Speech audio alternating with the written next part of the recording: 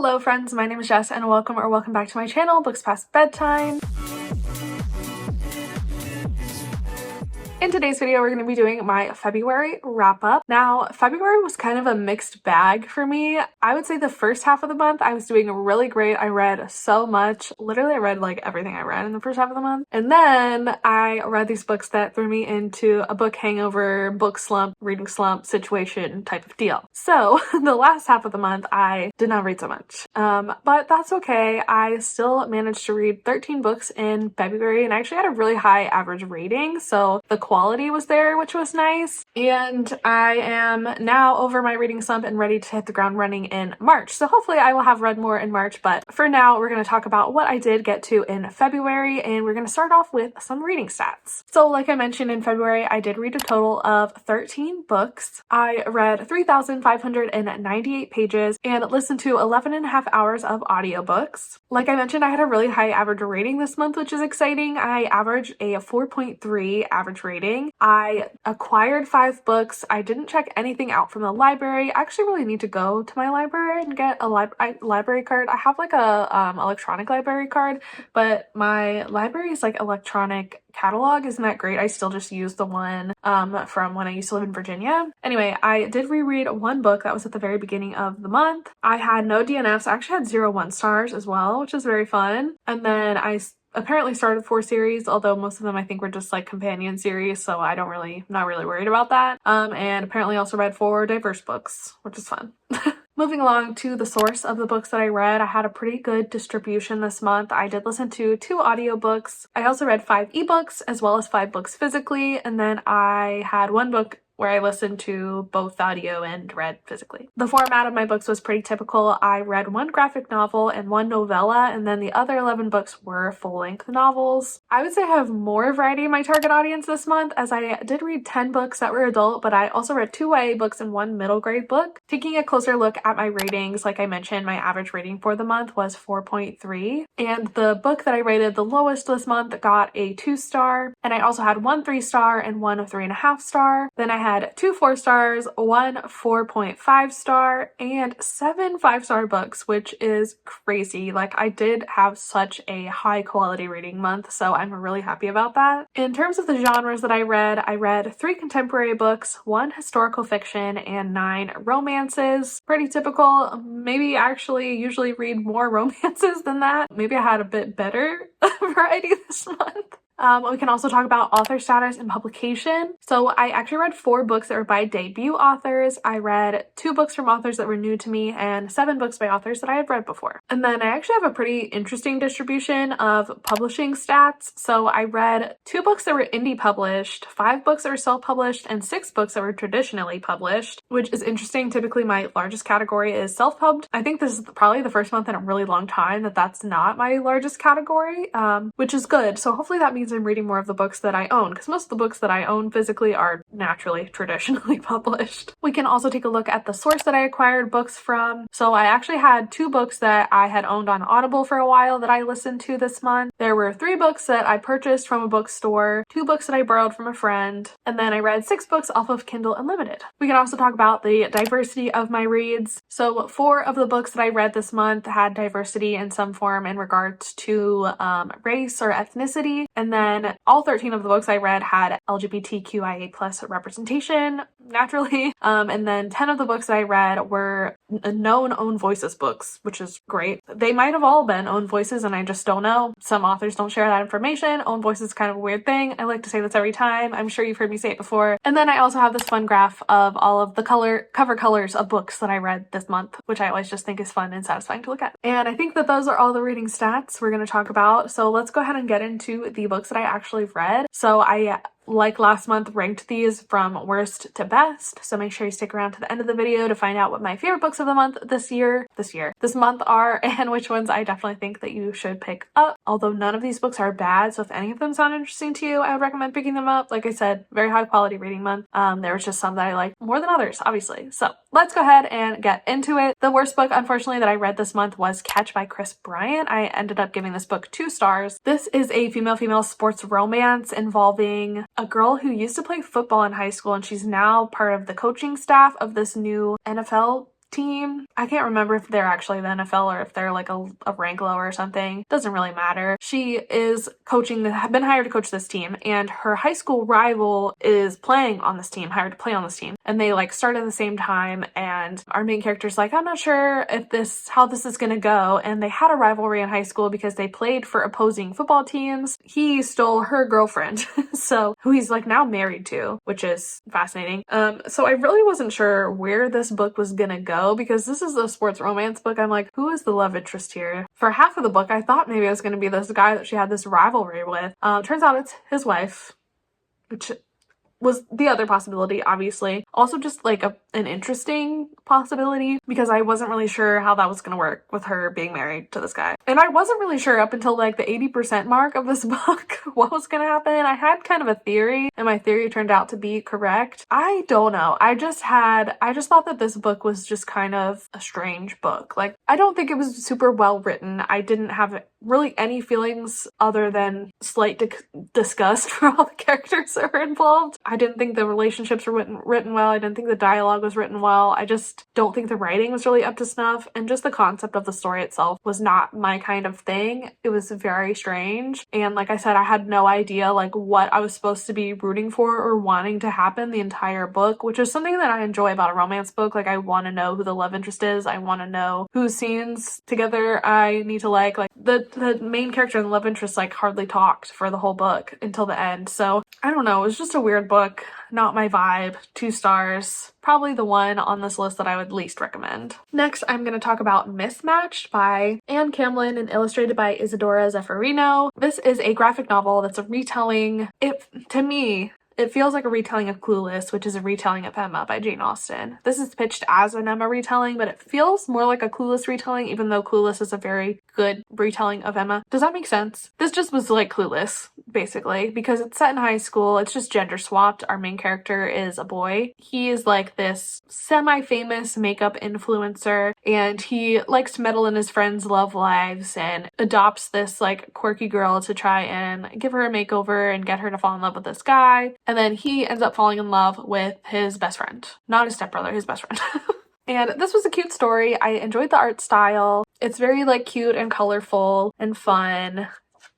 And one thing about me, I love Emma by Jane Austen. I love Clueless. So I was really excited to read this, and I just don't think it lived up to how much I love those other 2 stories. It just felt a little too simplistic. And I talked about this in my 24-hour readathon vlog because I read this in that book, but the main character just felt kind of mean, where Cher and Emma both have this like charming cluelessness about them where you can tell that they really think that they're like doing the right thing and they're really like being nice in their own way, and also they're just charming and charismatic, whereas our main character, I think, crossed the line into mean, and I had more difficulty rooting for him and cheering for him, even though I think people have the same criticisms of both Emma and Cher, but I don't agree.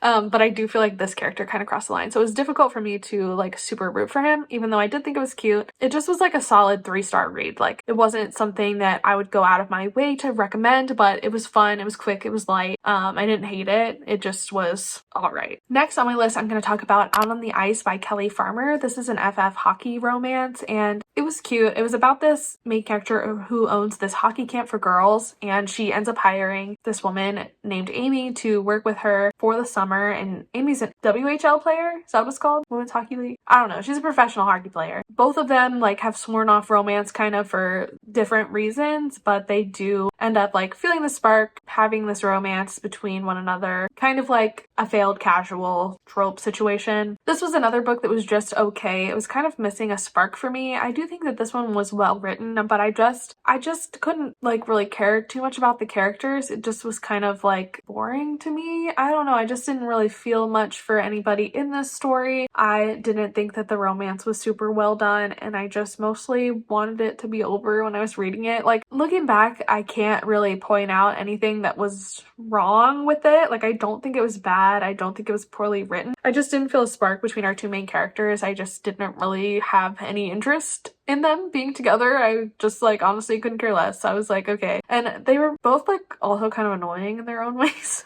I don't know. This just wasn't my favorite book. I ended up giving it 3 stars. Again, nothing inherently wrong with it. It just wasn't really for me. Next, I'm going to talk about Paris Delacour is About to Crumble by Alexis Hall. I feel like I have kind of a different opinion than a lot of people who read this book. I feel like this is a very polarizing sort of book, but I ended up really loving it. In this book, we follow Paris and Tariq, and they are competing on this Great British Bake Off-esque show called Bake Expectations. That's what the show is called. And they meet on this show and they have a little bit of a romance, but the main conflict in this book is that Paris has crippling anxiety. His inner monologue being in his head all the time, really quite difficult. Like, he has no self-confidence, he doubts himself at every turn, he catastrophizes all the time, and this ends up coming between him and Tariq's relationship because he just is unmedicated, undiagnosed, uncontrolled. This anxiety is just taking over his life. And so honestly, that's a lot of what this book is about, is Paris figuring out that he has anxiety and needs to get that under control before he can be with somebody else. But there also is this underlying simmering romance between him and Tariq that is also a major part of the book. I ended up really liking this book. I always think Alexis Hall is just fucking hilarious. His writing is just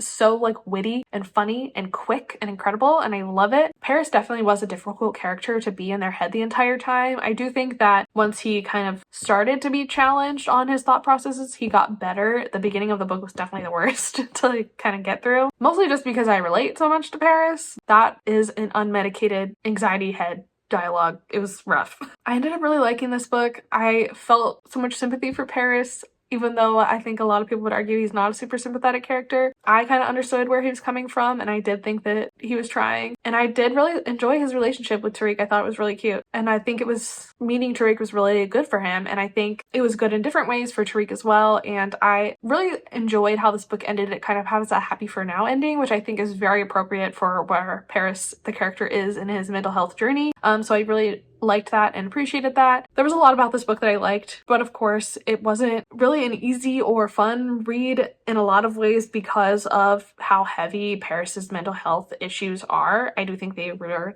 done well in this book. I think that they were accurate. I think that they were good, but it just, took away from the enjoyment level of the book. So I ended up giving this 3.5 stars. I do really like it, and I have positive feelings associated with it. It's definitely not a favorite book, but I feel like I enjoyed it a lot more than other people. I see the flaws, I see where the negative reviews are coming from, but I really liked it for the most part. I thought it was good. All right, now the rest of the books on this list are 4.5 stars or higher. I know that I told you I had a 4-star read, but that was the novella I read. Okay.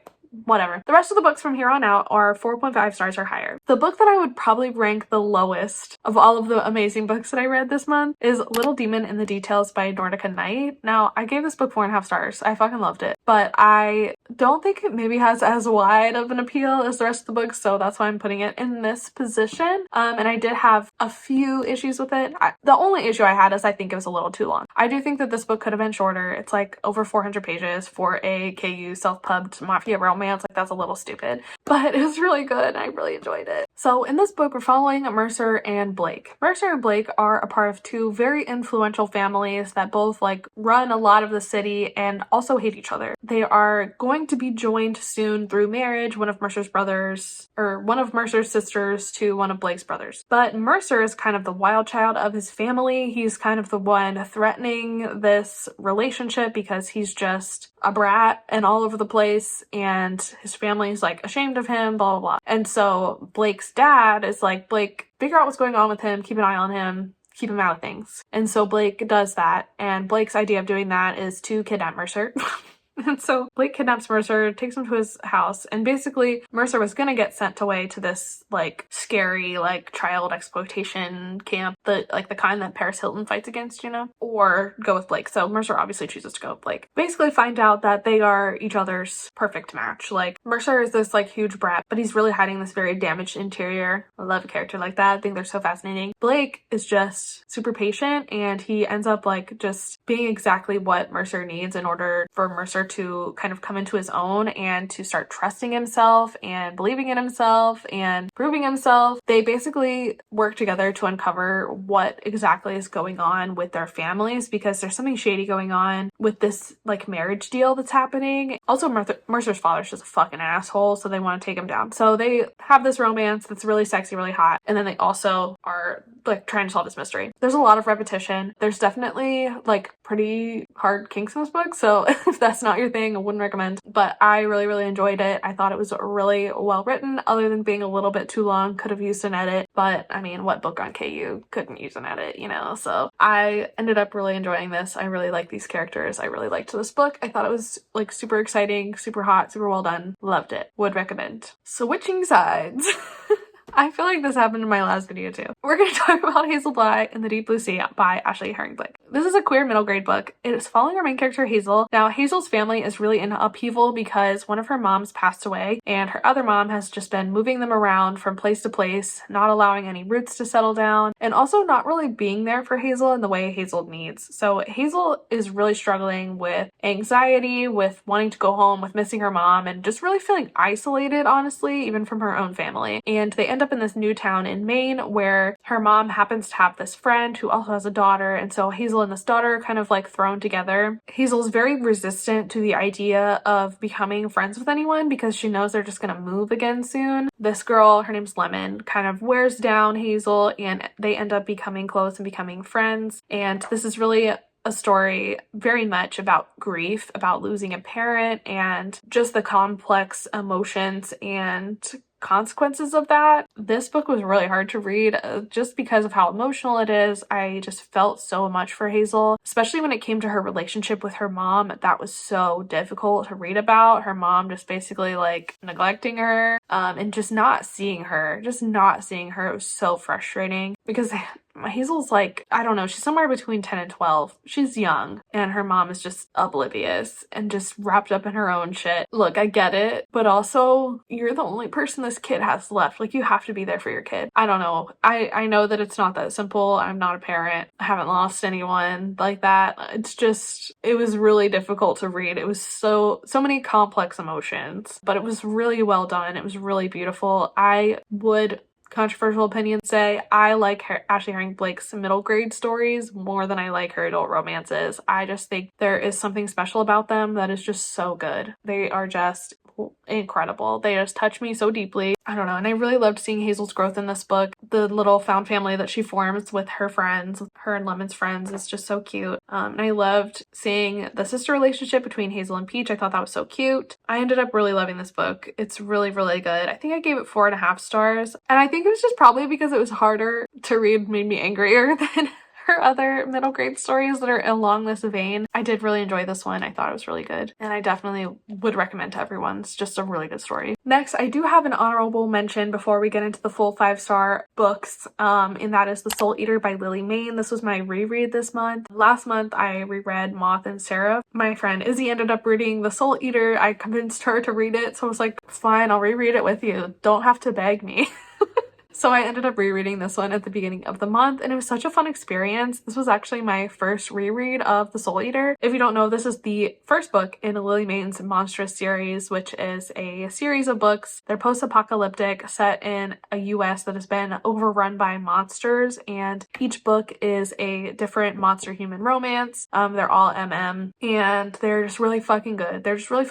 This first book, first time I had reread it, it's not my favorite in the series, but I do think rereading it gave me like a new appreciation for it. I feel like when I first read it, I did think that it was like a lot of traveling around, but I didn't really feel that way this time. I just thought it was fun, and I liked the progression of how things happened. I do really like Danny as a character. Wynn is just fucking hilarious. Wynn is so funny. I was really happy to be back with Wynn. I forgot like how funny he is. Like, he has one-line quips in a lot of the other books, but being with him the whole time is is genuinely really funny. Like, he is hilarious. It was so fun rereading this book, and of course it was a 5-star. Next, I want to talk about How You Get the Girl by Anita Kelly. This is another sports romance book. It's female, and I loved this book. I don't know what it is about Anita Kelly. I feel like I am their biggest stan. Like, I just think their writing is so good. The characters they create are so wonderful. I love the like mental health rep in the books, and I also just feel so connected to the characters that they create. I just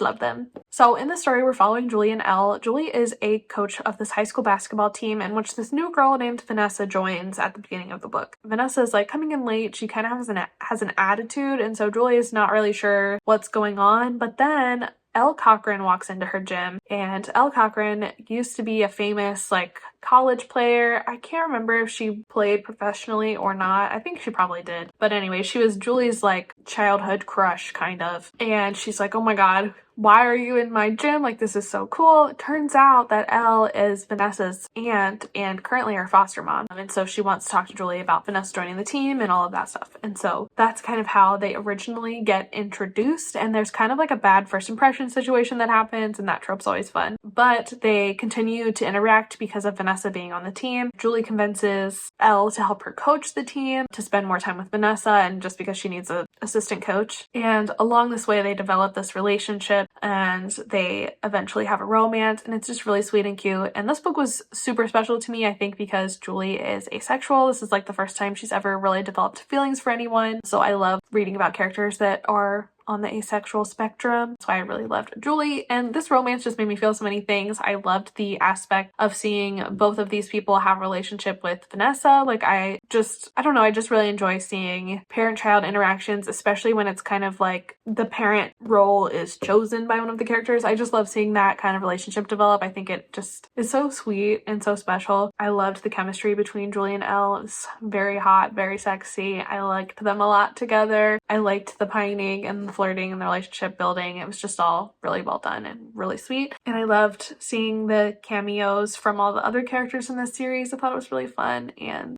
yeah. This was a 5-star romance for me. I really, really enjoyed it. Next, we're going to talk about Don't Want You Like a Best Friend by Emma R. Albin. This is a historical romance. It's female between these two girls who are out as debutantes in society, and neither of them really want to get married, and they form this friendship during the season. It eventually turns into a romance when they realize they're both attracted to one another. Things are a little bit more complicated for Beth in particular because her father has passed away, so she really needs to get married this season. There's really no exception. Otherwise, her and her mother are going to be destitute. But of course, now she's in love with Gwen. How can this ever be? She is really caught between like a rock and a hard place of how can she follow her heart when she needs to follow her duty and take care of her mother. And there's also this element in this book that is very Parent Trap-esque because they also notice that there seems to be some kind of animosity between Gwen's father and Beth's mother. They are like, what the heck's going on? And they find out that their parents used to be in love with one another, but Beth's mother broke Gwen's father's heart. And so they're like, this cannot be. We have to get our parents back together. And so they start to kind of meddle in their parents' relationship as well. This is also another kind of reason that draws them together, that brings them closer. There's that element of the story, which is fun as well. And honestly, I came to care as much about Beth and Gwen's parents' romance as I did about Beth and Gwen's romance, which was just a fun, like, different aspect of this book that I really enjoyed. But that's not to say that I wasn't like rooting for Beth and Gwen the whole time, because I definitely was. The pining and the chemistry in this book is done so well. I really, really enjoyed it. I also think the most like common complaint about this book is that it feels too modern with the dialogue and character interactions. Didn't bother me. I don't care about that. And if you don't think you would either, I would definitely like wholeheartedly recommend this book. I can't think of a single thing about it that I didn't like. I just thought it was fun. It was campy. It was just like a Regency romp with a really sweet romance, fun little side romance with the parents. I just thought it was so cute and so well done, and I really loved it. I had so much fun with it. 5 stars. All right. Next, we're going to talk about the book series that threw me into my book hangover reading slump, and that is The Brat and the Beast duet by Misha Horn. The first book in the series is called Hurt Me Daddy. The second book is called Comfort Me Daddy. And the last book, which is like just a novella, is called Away Games. I fucking loved these books. I loved them. Read at your own risk. They have like hard kinks in them. I fucking loved them. I thought they were just so well done. I could not fucking stop reading these books. I could not stop reading them. The first book is like fairly short. It's 272 pages. It literally takes place over the span of like 2 days. The last 50% of this book is one continual sex scene. It was fucking crazy. And it was so good. It was so good. I ate it the fuck up. Let me tell you what this is actually about. So in this book, we're following Caleb and Logan. Logan comes from a really rough past, and his only escape from his hometown, from his home life, is football. And so he's thrown his everything into football. It's his senior year of high school, and he's determined to get out of his hometown. And he's earned himself a football scholarship, but this scholarship, he's at risk of losing it if he doesn't pass all of his classes, and he's currently not doing well in chemistry. His football coach ends up helping him get a tutor, and that tutor ends up being Caleb. Now, Caleb can tell that Logan really needs help with chemistry, and he also starts to tell that Logan really needs help with other things as well. Logan is really a brat, but he is hiding like so much hurt, and no one has ever taken care of him in his life. Caleb is a natural caretaker, and so these natural roles kind of start to develop, especially when they start to become attracted to one another. I feel like if you don't understand Daddy King, like I feel like this is an interesting kind of case study into two characters that are perfect for these roles and why this kink like really works for them and makes a lot of sense. The kinks are like definitely a huge part of this series, but the series is also super emotional and these characters are so incredibly lovable. Like I just wanted the fucking world for both of them. I just wanted to protect both of them at all costs. They were just such incredible deep characters with so much going on in their lives. Like the world has just beat them down, but they are just there for one another and they care about each other so much and they complement each other so perfectly, and it's just like my ideal romance. I just fucking loved it so much. I feel like this book had been on my radar for a while, but there was a few things about it that was like kind of felt off-putting to me before I read it. One, I've read a book by Misha Horn before and I ended up DNFing it. I didn't love it, but this was nothing like that book, honestly. So I'm glad I gave it another shot. I also was not sure about how I felt about these characters being in high school and using this kink. They're both 19 because they've been held back a year, so the age wasn't really an issue. But I also, typically this kink is with age gap romances as well, and these characters are the same age and they're both in high school. So I'm like, I'm not sure how I feel about this. Having read it, it really, really works for these characters. Like it really, truly does. And it was just done so well, so incredibly. I read all like 800 pages of the series in literally like 48 hours. It was that good. I could not stop reading it. Like I was literally eating, sleeping, working, and reading this fucking book. Like that was all I was doing. I love, love, love, love, love, love these books. I love them. And I don't care what that says about me. Fucking loved them. Even though I loved those books so much, I feel like I can't justify putting them as my best book of the month, especially when this month I also read Last Night at the Telegraph Club by Melinda Lowe. This is a YA female-female romance that is set 1954 in San Francisco. It's during the Red Scare. Lily, the main character, is Chinese, lives in Chinatown, and so she's really strongly being affected by the Red Scare. It is infiltrating her family, her friends, everyone she knows. It's a very scary time. Other parts of Lily's life are also scary though, because she's beginning to question her sexuality and her identity. She sees this like advert for this drag king at this queer bar, and she's like really enamored with the idea of going, really fascinated by it, and she doesn't really exactly know what this means. But then she discovers this other girl in her grade named Kath who says she's been to the Telegraph Club and will take Lily there, and the two form this friendship and this connection based on the fact that they are both queer, both the only people that they like either of them know are queer really, and they begin to kind of explore this side of San Francisco nightlife as well as having this romance. This was just a really well done story. It is so beautifully written. Lily and Kath are such incredible characters. Again, I just like wanted the world for them. I loved them so much. The way their romance developed was like just so sweet and innocent and just felt so much like first love, and it was just so cute. The book was just really well researched as well. It felt so grounded in the time period, and it was so fascinating to learn more about what was going on in the city at that time. It was just a really beautifully written book, just a really, really good story, and it was incredible and definitely my favorite book of the month. If you haven't read this yet, you need to. It is definitely like a 6-star book for me. It was so good.